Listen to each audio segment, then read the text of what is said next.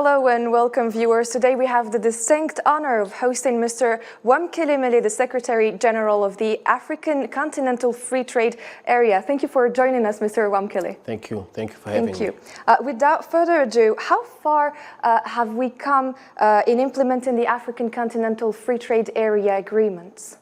Well, we've come a long way.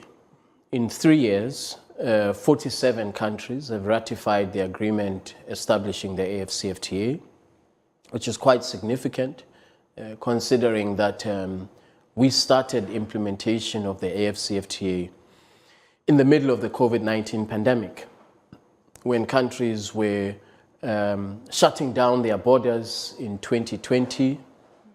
In 2020, 42 African countries were either in a partial or a full lockdown, and yet we were able to make significant progress. As you may be aware, trading has started happening under the what we call preferential rules of the AFCFTA. We have an e-tariff book, an electronic tariff book, which enables traders to see what is the applicable tariff or duty for the product that they want to export. We have rules of origin, over 92% rules of origin of all of the products that we trade in Africa. We've converged on 92%. So these are significant milestones that we have achieved under very difficult times caused by COVID-19 pandemic. We have introduced a Pan-African payments and settlement system. We have also started what we call the Guided Trade Initiative, where a number of countries have started trading under the preferences of the AFCFTA. So good progress, but much remains to be done. Much remains to be done. And talking about what needs to be done, what is the game plan for achieving long-term goals of the AFCFTA? The long-term goals are a sustained increase of intra-Africa trade. So today, intra-Africa trade, the best percentage of it that you will see is that it is 18%. We have to, in the immediate term, we want to double intra-Africa trade by 2035. We want to make sure that there's a depth of industrial capacity in Africa to trade in high value added production or manufactured goods. That's how in the long term we will be able to improve intra-Africa trade, to create jobs and innovation on the African continent. We must, as a continent, we must consume what we produce and produce what we consume. So, and that will take a long time. It's a long-term objective, but we have made a very, very good start in establishing the legal foundation that creates a common market, that creates a seamless movement of goods, seamless movement of investment, of capital across the African continent. So we already have a good start, but we still need to work to achieve our long-term goals. I think if you look at the legal instruments, the legal foundation that we have established in less than 5 years, and you compare that with where the European Union was in its own trajectory of integration, you will see and identify commonalities. And the success of the integration project of the European Union suggests to me that we are on the right track, and that we have looked at models of success of integration around the world, and we've incorporated them into what we are doing, and we have crafted an integration model that works for Africa, but that looks at what is international best practice. So why is a unified African economic trade space crucial, especially amid such a globalized world? Well, a number of reasons. If we look at Africa's contribution to global trade, about 2%, very, very small. Africa's contribution to global GDP, around 3%. So the combined contribution of Africa to the global economy is relatively small compared to other regions of the world, and indeed, of course, compared to other countries. Yet our continent has over 30% of the world's remaining minerals. So potentially, we are a very rich continent, but we don't see that being translated into our manufacturing capacity, our job creation, our GDP per capita. When you look at all of the indices that do matter in people's lives. So to create a single market, an integrated market, enables us to leverage on this continent of 1.4 billion people, which has a combined GDP of 3.4 trillion United States dollars. So it's about creating scale. So if you think about it, if you are a small, medium enterprise in East Africa, previously, before the AFCFTA, your immediate market was the East African community. If you are in Kenya, it was Uganda, Tanzania, Rwanda, and so on. Now, with the AFCFTA presenting a preferential market, preferential access to the entire market, you now are able to scale from East Africa into West Africa, North Africa, and other parts of the continent. So the value proposition is an incredibly dynamic and scaled market. If you look at what happened with COVID-19, the African continent was, as I always note, at the back of the queue for receiving much needed vaccines. The back of the queue for vaccines, the back of the queue for the germ-killing products that we needed to fight the pandemic. Because of the disruption in the global supply chain, and of course, because some countries imposed export restrictions on what we needed as Africa to fight the pandemic. That should suggest to us that we need to enhance our manufacturing capacity. We have to establish the regional value chains that will create this resilience that we need to fight not just this public health crisis, but also where in future there are disruptions in global supply chains, that we have the supply chain capabilities here on the African continent. And so this is why it's so important to establish an AFCFTA market that creates the right environment for alternative supply chains, which can be here in Africa. And already we see examples. We see examples of this in the pharmaceutical sector, for example, since the end of the COVID pandemic. Right. Moving to the next question. In numbers, what economic and social impact can we actually expect from this ambitious trade pact?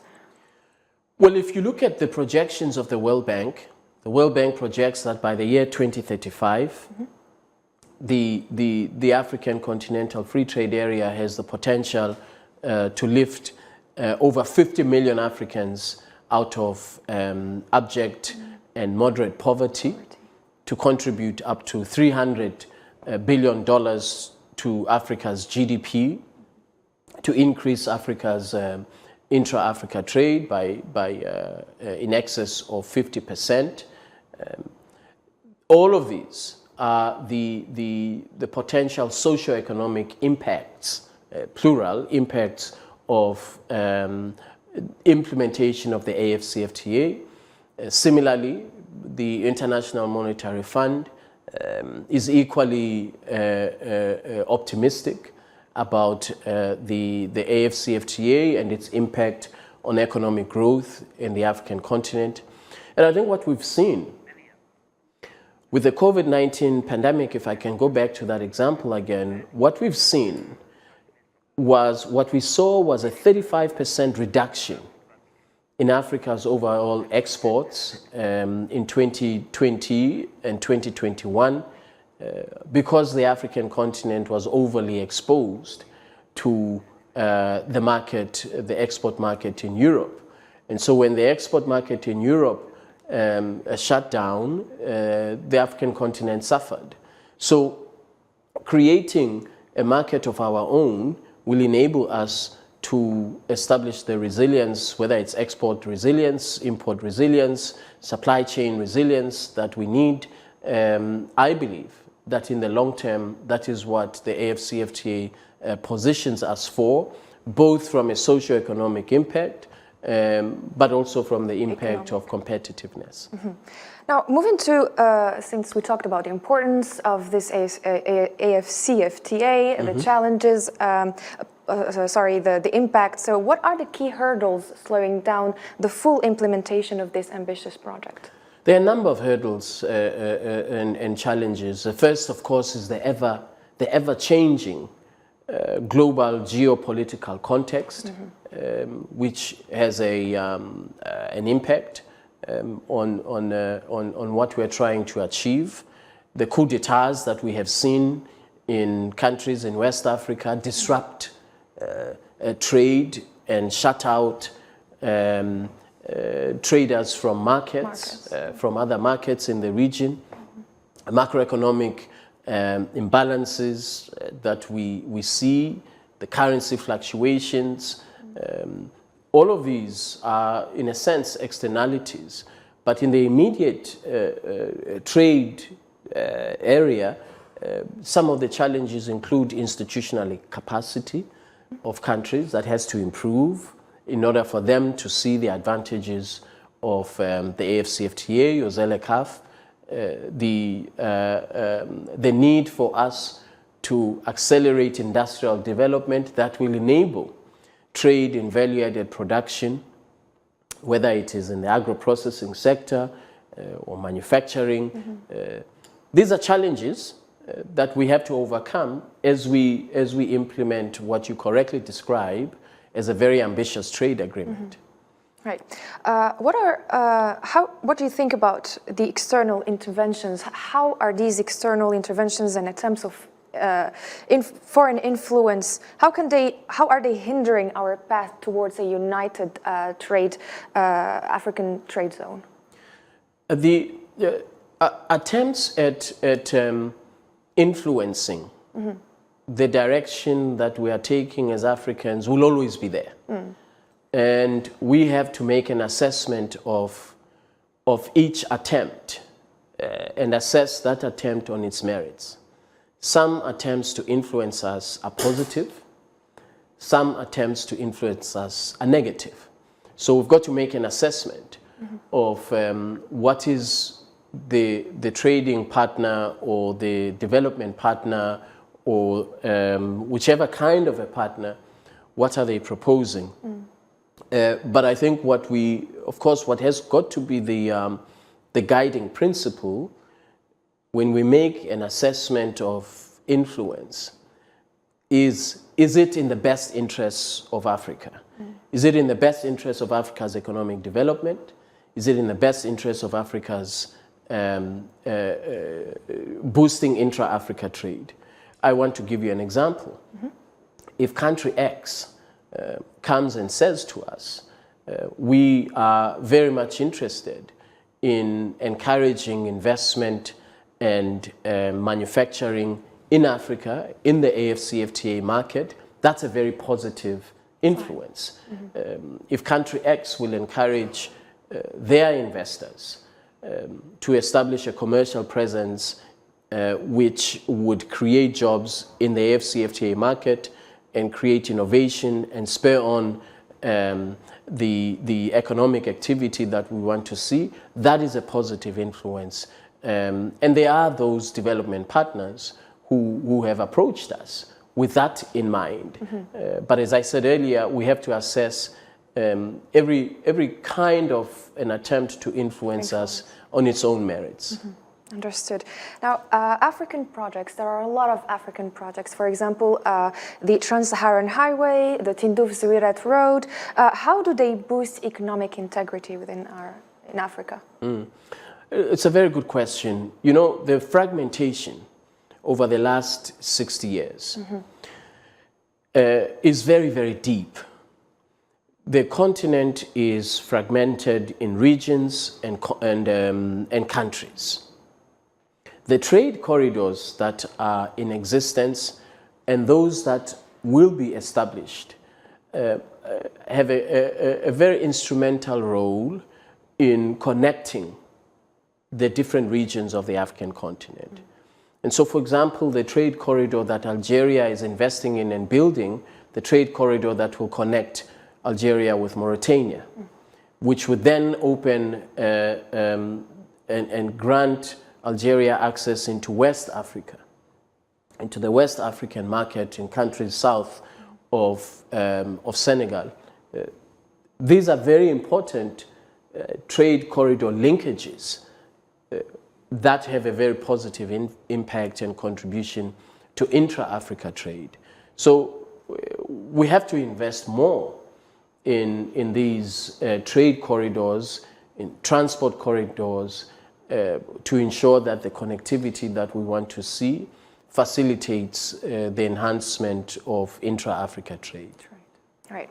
How does the AFCFTA contribute to addressing security challenges, if we can talk about security challenges, and especially in the Sahel region?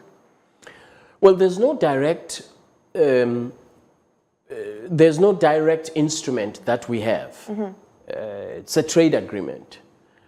But obviously, the underlying point that you make is absolutely correct. We cannot have trade where there's instability. We cannot have trade where the traders are shut out of markets. We cannot have trade where there is a context of a civil war, for example. So instability has a very negative impact on the AFCFTA, not only in the Sahel, but across the African continent where there is instability. It has a negative impact on the objectives of the AFCFTA. I am deeply worried about the incidence of instability and coup d'etats that we have seen, because if you have a coup d'etat in Niger, and the informal trader in Niger who previously, before the coup d'etat, who had access to the markets in Burkina Faso, in neighboring countries, they now no longer have that market as an export market. They are shut out completely. So informal traders suffer, smallholder farmers suffer as a result of these incidents of either a coup d'etat, instability, or civil war. So this is a matter of deep concern. But as you know, the African Union, the leadership, the Assembly of Heads of States, our heads of states have been very, very clear on this matter, that the African Union is not going to tolerate unconstitutional changes of government, is not going to tolerate acts of terrorism, as we've seen in some instances in the Sahel. You will recall that last year in May, the heads of states convened in Malabo, a special session of the Assembly of Heads of States and Government to deliberate and find solutions to this challenge of instability caused by terrorism or instability caused by unconstitutional changes of power. So as much as the trade instrument, the ZLECAf as a trade instrument is within our control, but there are things that are outside of our control, such as I mentioned, a coup d'etat here, a civil war there. Those are out of our control. Nonetheless, they have a very negative impact on what we're trying to achieve. Understood. Now, if we want to talk about the recent measures of the President of the Republic, Mr. Abdelmajid Tebboune, what do you think about the recent measures, those that are actually, that he has taken to go towards the African continent more? Well, I think that's very, very commendable, because if you recall, Algeria is a founding member of the Organization of African Unity. And Algeria has always had very, very strong Pan-African credentials. So I'm not surprised that Algeria is investing in this vision of Pan-Africanism, which is really the next step that all countries now must take. We have to go beyond declarations of Pan-Africanism, and that's exactly what Algeria has done. By investing in, on the corridor that connects Algeria to Mauritania, by investing in the airline connectivity, Algeria will now connect with South Africa, with Addis Ababa, Mauritania, Senegal, and the commercial banks that are being opened in a number of African countries. These, to me, are examples of going beyond. They're a very important declaration of Pan-Africanism, but actually giving commercial meaning to that commitment of Pan-Africanism. So it is very commendable what His Excellency the President has done and the government have done and will continue to do, because I believe we will see more of these kinds of commercially meaningful, concrete Pan-African actions. Yeah. Right. Now, beyond government pledges, government support, how can companies and the private sector drive African economic unity?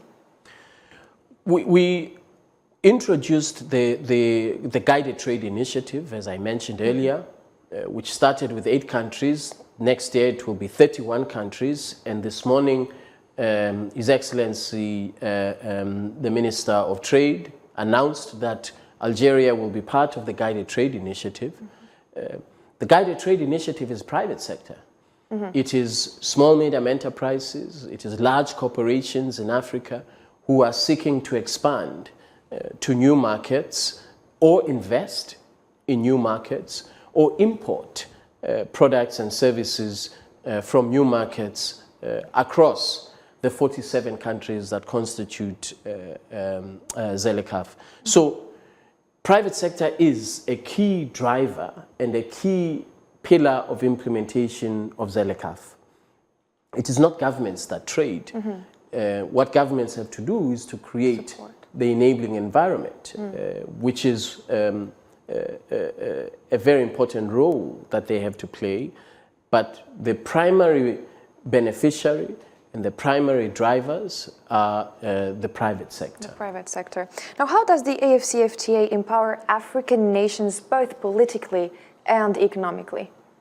If, as a continent, if we look down the road to the year 2035, where we've been able to boost intra-Africa trade, particularly in manufactured goods, if we have trade, intra-Africa trade that is close to 50%, that would be a very, very significant demonstration of Africa's economic independence.